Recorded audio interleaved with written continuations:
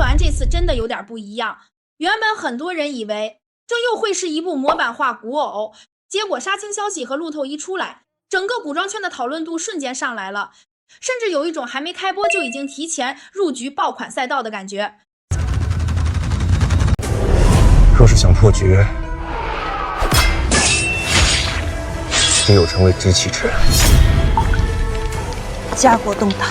战火四起，天下之大。最让人意外的其实是张凌赫，因为以前大家对他的印象一直都偏仙，清冷感、贵公子感很强，很多角色都像高岭之花，是那种不用说话就自带距离感的人设。但归鸾里的萧丽完全换了一种气质，尤其路透里的状态真的很像从乱世里杀出来的人，眼神里的狠劲跟以前差别特别大。以前是克制的冷，现在是带压迫感的狠。而且萧丽这个角色本身就很有反差感，前期只是底层小人物，混迹市井，在毒坊和乱世里求生，不是被保护的人，而是靠本能活下来的那种人。身上那种野性和求生欲其实很少在古偶男主身上看到，因为大多数古偶男主都太干净了，但萧丽不一样，他是脏的，是乱的，是活过来的，后期却一步步登上高位，从泥潭走到权力中心，这种成长线天然就很容易出张力，因为观众会看到一个人怎么被现实一点点逼成另一个人，尤其战损路透出来的时候，很多人一下就带入了，满身血污，衣衫破碎，脸上还有伤，却还是站得很稳。那种状态不是帅不帅的问题，而是这个人不好惹的问题，不是传统古偶里那种完美男主，也不是纯爽文升级，反而有一种危险感，甚至带一点不确定性。这种气质反而让角色一下子立住了。林允这次也挺让人惊喜，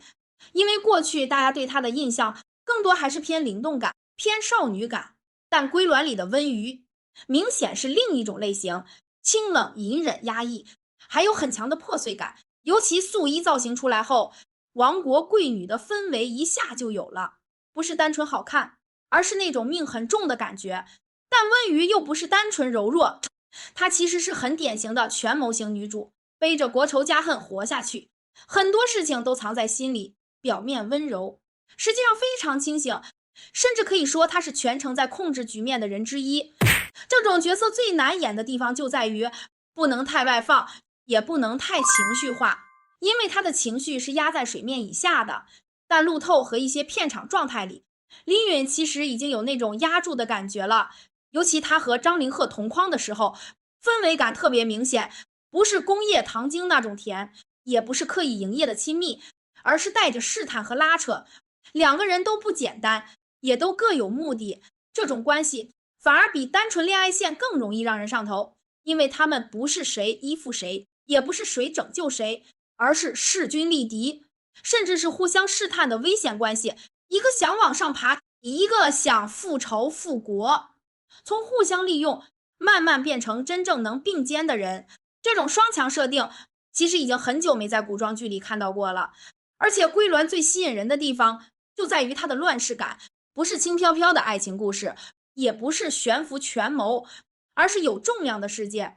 有权利，有代价，有牺牲，有那种人在乱世里被推着走的无力感。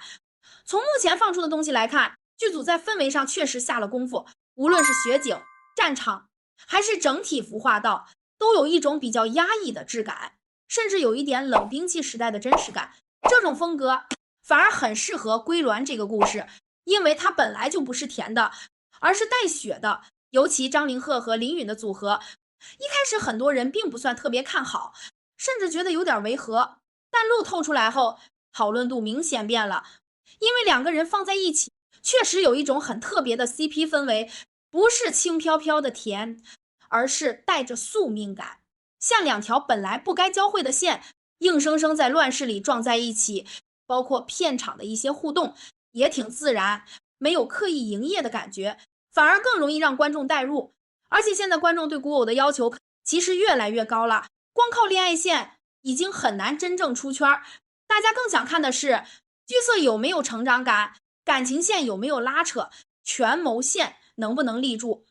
以及这个故事到底有没有活人感。而归鸾目前最让人期待的，恰好就是这些东西，再加上原著本身热度不低，编剧和制作班底也都不错，整个剧现在的市场期待值已经明显起来了。尤其最近几年，真正能把权谋感和 CP 感同时做好的古装剧其实并不多，要么偏恋爱，要么偏权谋，很少有两边都稳的。所以归鸾现在最大的优势反而是它的气质，不是单点爆，而是整体氛围统一，疯批枭雄，亡国贵女，双强博弈，乱世相爱，这种设定本身就已经很有吸引力了。它吸引的不是某一类观众，而是那种喜欢拉扯感和宿命感的人。现在很多人其实都在等这部剧正式定档后，到底会不会成为下一部真正意义上的古装爆款，甚至可以说它现在已经站在可能爆和可能翻车的交界线上。